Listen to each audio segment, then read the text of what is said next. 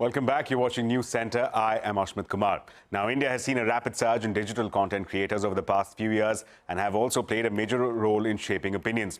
The government's Broadcasting Services Regulation Bill of 2024 aims to regulate these content creators, or as the bill proposes to refer to them, as broadcasters. Now, there are several contentious issues that have come to light. The proposed law will classify influencers and social media pages discussing current affairs or news programs as digital news broadcasters. Industry stakeholders have criticized the government for holding closed-door meetings with only a few select group of persons, excluding digital associations, civil society and other key players. Another concern is the change in applicability of the rule. In the bill that was shared in November of 2023, the rule applied to citizens of India, but the one shared more recently applies to a much larger group. That qualification regarding Indian citizenship has been done away with. The stakeholders are also concerned about the penal action for non-compliance of the proposed rules, which includes a fine of up to 1 crore rupees or even a jail term heading up to as high as 5 years. Now, joining me now to discuss these issues and many more is with me Nikhil Pava, founder of Media Nama, as well as Rohit Kumar, the founding partner at the Quantum Hub. Mr. Kumar, Mr. Pava, thank you so much for joining us. Mr. Pava, coming to you first. Before we dive into the details of the bill, just a broader questions as to why is a public bill being circulated privately? That's one question that I was confronted with when discussing this subject with various stakeholders. Why is a public bill being made private by being circulated only within a select group of people?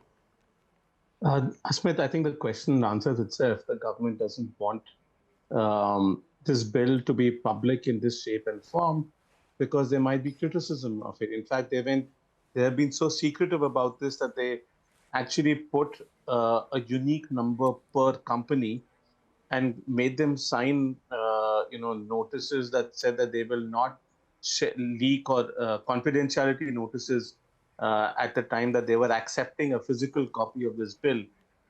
They have gone to quite an extreme step in terms of trying to prevent citizens from accessing this bill. And let's not forget, there are MPs like Jawahar Sarkar in Parliament who've been asking the government for a copy of this draft. If this is the bill that impacts us as citizens, why is it that it's being circulated to companies for their views on it? It impacts us as well. In fact, it impacts our consumption of content and therefore impacts our freedom of speech as much as it impacts theirs.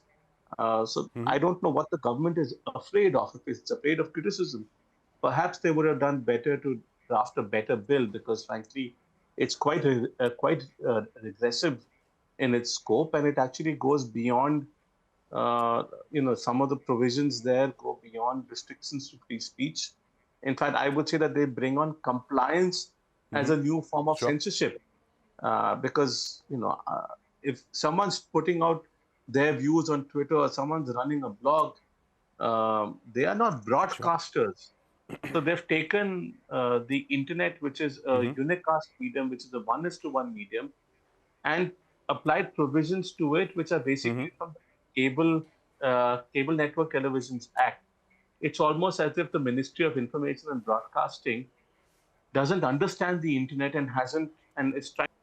So this bill has global applicability, which means anyone in the world who is producing certain content which is beyond a certain threshold as a part of a systematic business activity, this bill will apply to them if they are not doing news, which means Taylor Swift will have to run her content, have to comply with Indian regulators and their restrictions. But then forget Taylor Swift, right? There's Hanuman Kind, who just released an Indian rap single that seems to be, becoming extremely popular.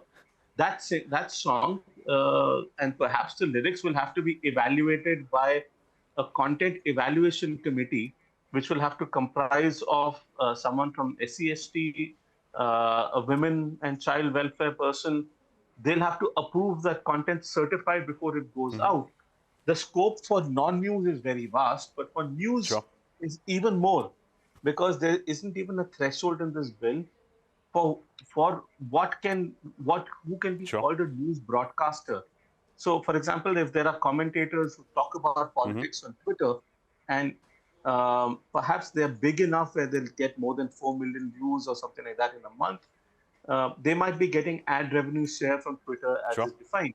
Or if I run a blog where in my personal blog I might write Sure. some commentary on news as a citizen, um, and I run Google ads on my personal blog, I will still be I'll be treated as a digital news broadcaster. So look, this Sure. kind of a regulatory Let- framework applies to anyone, not just in India, but across the world. It will apply to our Prime Minister because he does tweet about news. And you can say that tweeting about news for him as a politician is a part of a systematic business activity. It will Sure. apply to Donald Trump. It will apply to Kamala Harris. It will apply to most Sure. regulators across the globe that have a large enough following. It's just too broad right now. And I don't think the ministries applied their mind, to be honest, in terms of trying to limit the censorship and the So restrictive too aspects broad of at it. this stage. And Too it broad will at be this stage. arbitrary. It will be Right, Mr. arbitrary. Pawar, too broad at this stage. Sure, too vague and too broad at this stage. Mr. Kumar, let me also get your thoughts, and I'll just borrow from what Mr. Pawar had mentioned. Censorship through compliance, that's the feedback that he's giving.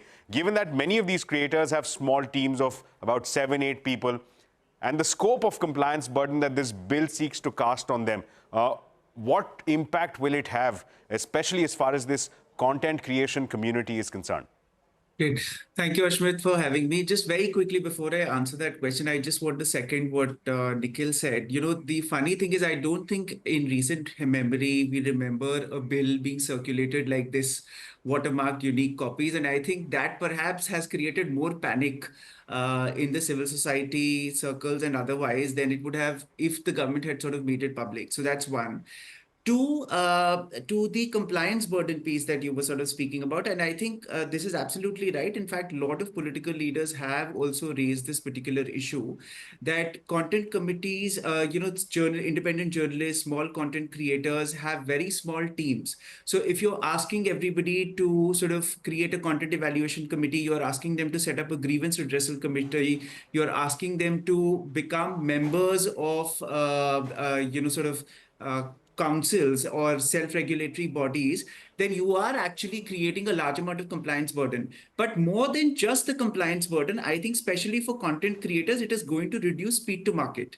And, as Nikhil perhaps said that, for instance, there is a music creator or there is somebody who's making content on YouTube. It's going to delay your speed to market to be able to have somebody evaluate it. And who is going to pay these content evaluation committees? Right. But more than that, I think a bigger risk also is that when you have such a compliance system and you have penalties associated with non-compliance, then it also opens the door for the government to selectively, pick and choose who to go after.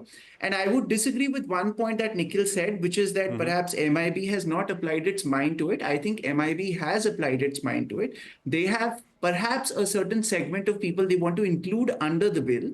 But in trying to do that, it has become like this mammoth piece that is embracing everybody under it.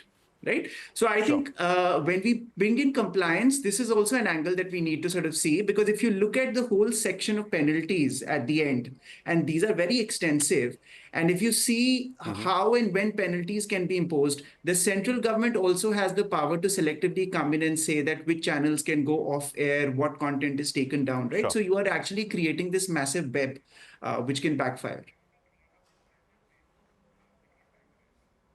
Right, Mr. Kumar, Mr. Pawar, I'd like to thank both of you for joining us. It's been a brief discussion. This issue is quite vast. We'll, of course, keep revisiting the subject, given the sheer scope of the issue in terms of the concerns that have been flagged and with respect to, of course, the large community that it stands to impact. We'll do continue this conversation going forward. I'd like to thank both of our panelists for sharing their insight. But unfortunately, with that, it's a wrap on this edition of News Center. More news and updates will continue right here on CNBC TV 18.